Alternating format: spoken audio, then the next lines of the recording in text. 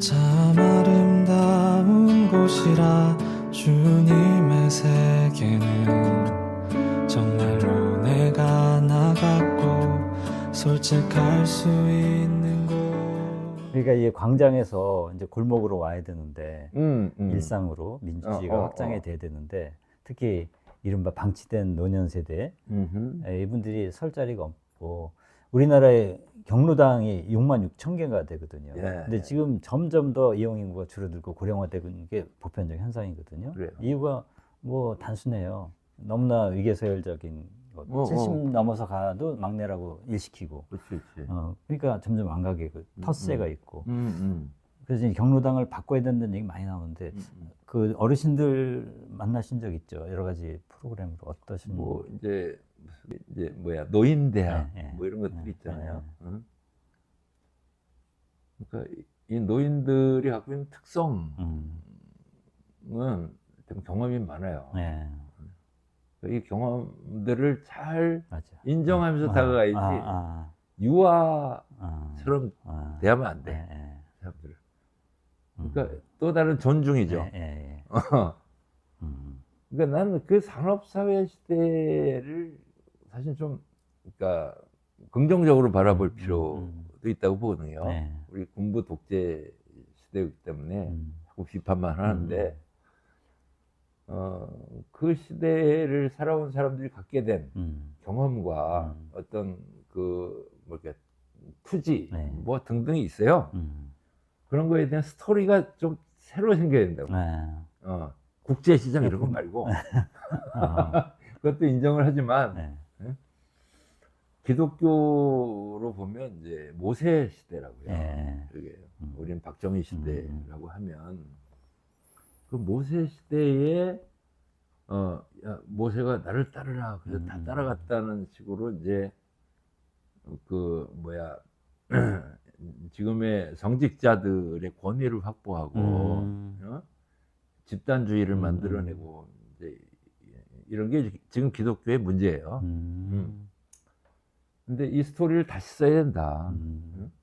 그 과정을 다시 읽어야 되는데 그 당시에 먹고 사는 게 너무 힘들었거든. 광야 시대에. 그러면 모세만 잘한 게 아니에요. 그렇죠. 다들 헌신을 한 거야.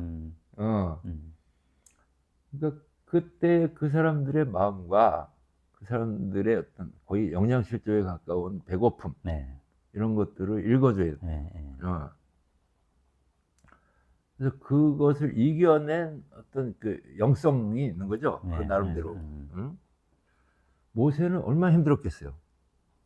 늘 배고픔과 그 식수 부족과 그 황폐함 속에서 먼지를 뒤집어 쓰고 살아야 되는 상황에 있는 사람들의 욕구를 다 채워줘야 되니까.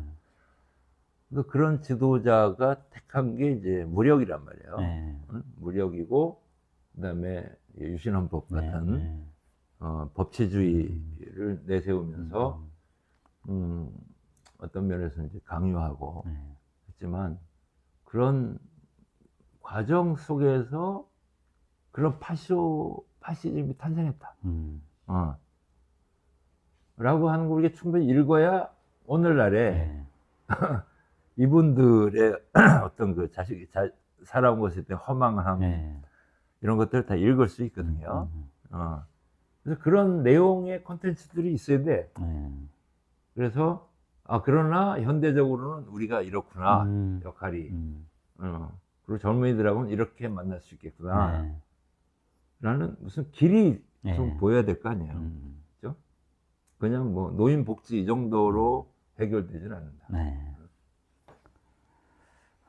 이게 한국이 참 초고령화 사회로 가는 과정에서 세대 간의 거리는 점점 더 멀어지고 공유하는 언어는 또 부족해지는 상황이다 보니까 다들 외롭게 살아가잖아요. 젊은이들도 오히려 통계를 보면 젊은이들이 외로움을 더 느낀다고 해요.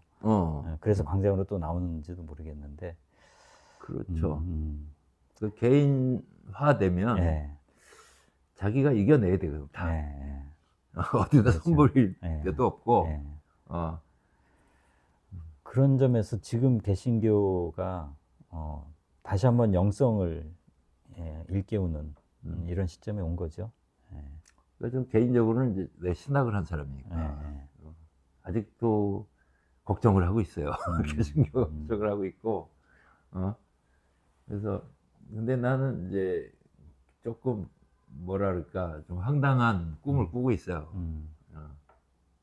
그러니까 풍요를 겪은 사람들만이 읽을 수 있는 성경이 있다. 그러니까 구약은 대체로 이제 그 모세 시대에 황폐한 황량한 삶을 살아갔던 사람들에게 중요한 메시지가 되기 때문에 지금까지는 우리 사회가 기독교를 그렇게 읽었다라고 보는 거거든요.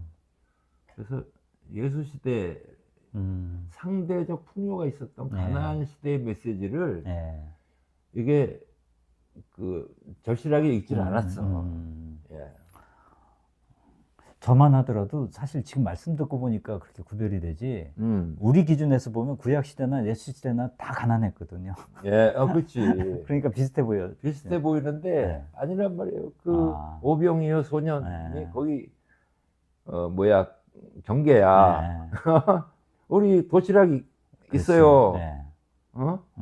근데 그렇게 해서 다 나눠 먹었는데 12광주리가 남았어요. 이를테면 우리나라가 지금 뭐 GDP고 뭐 해서 다 나눠서 쓴다고 하면 기본적으로는 다 집 하나 갖고 노래방도 가고 치킨도 사 먹을 수 있어요. 영화도 볼 수 있고.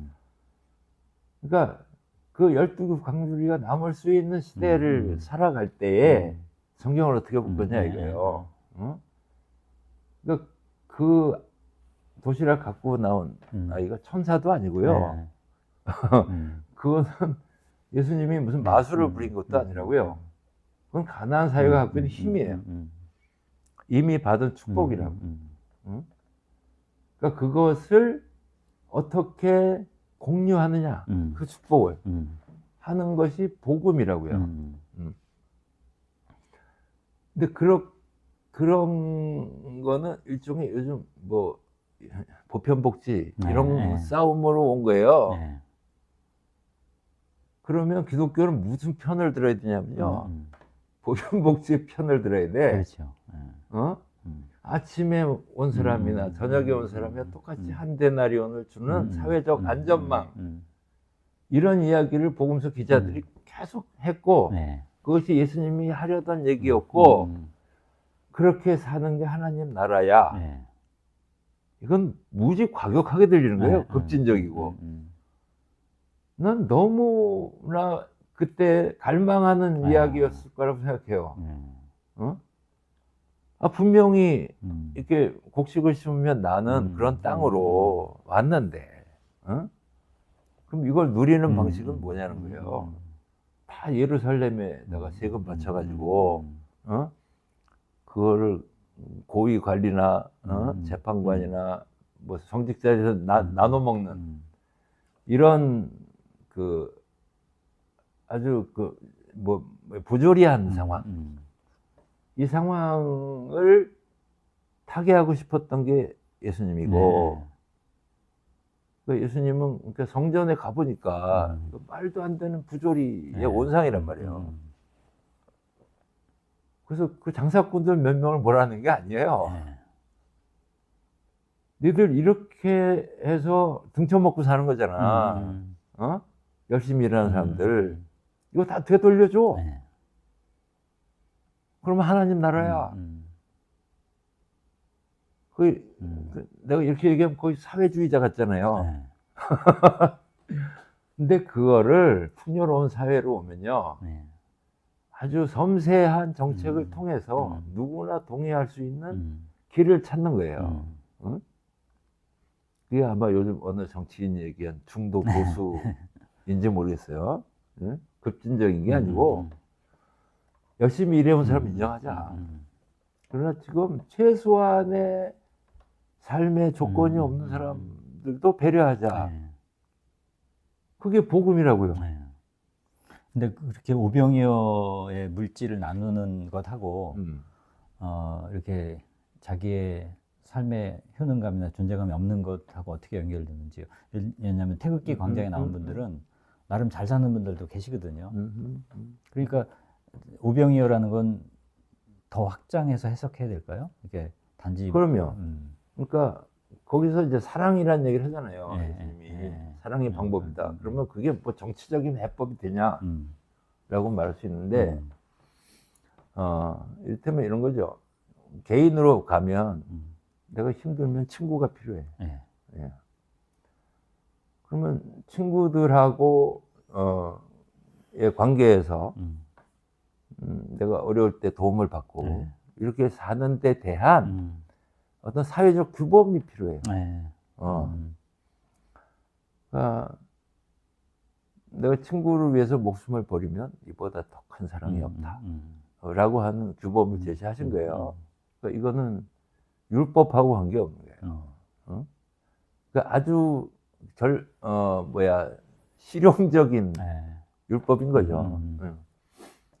그러면 그게 바로 이제 그 사회적 안전망이에요. 위기에 처한 사람한테 친구가 되어주는 정책인 거죠. 그 점에서 사회주의하고 진짜 차원이 다른 거네요. 다르죠. 그러니까 서로가 친구가 되어주는 건데 그때 상황, 특히 이렇게 복잡하고 풍요로운 사회는 상황들이라는 게 굉장히 다양하고 스펙트럼이 많아요. 그럼 그거에 대응하는 정책이 필요하고 그걸 할 수 있는 관료들이 필요한 거죠. 지금처럼 그냥 대기업들 몰아주면 그게 뭐 무슨 효과? 그렇게 해서 사회가 해결되는 게 아니라는 거죠. 사람들은 괜히 자살을 하는 게 아니라 먹을 게 없어서 자살하는 게 아니잖아요. 상처받고 자존감이 상하고 상처받고 배려해야죠. 저 새끼 배불러 저러네. 이렇게 할 일이 아닌 거거든요. 굉장히 그 복잡 다단한 사회 현상에 대한 대응을 시작해야 된다.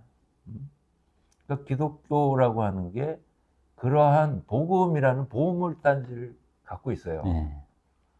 근데 이거를 잘 해석해서 자기들이 새로운 어떤 역할을 할 수 있는 기점을 마련해야 된다.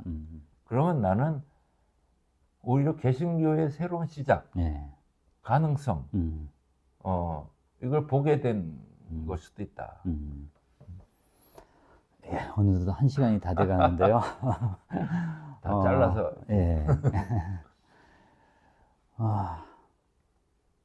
그 내란성 뭐 불면증, 내란성 우울증 얘기 많이 했지만 제가 만든 말인데 내란성 불화 이것도 만만치 않더라고요. 그러니까 이게 친구가 점점 줄어드는 시대에 외로움이 깊어지고 고립이 단절이 심해지는 이때 이거 저도 혼자 있으면 더 불안이 막 증폭되고 약간의 그 망상은 아니지만 비좁은 생각이 갇히는 느낌이 있거든요.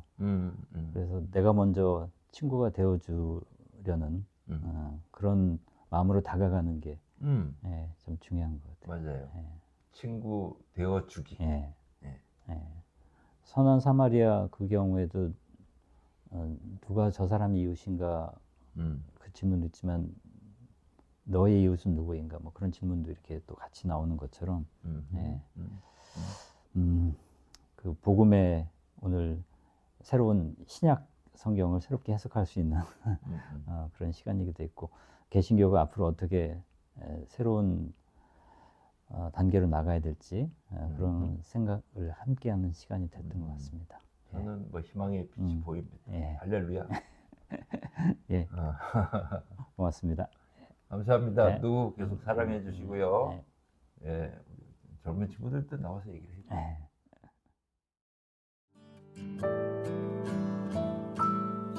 참 아름다운 곳이라 주님의 세계는 정말로 내가 나갔고 솔직할 수 있는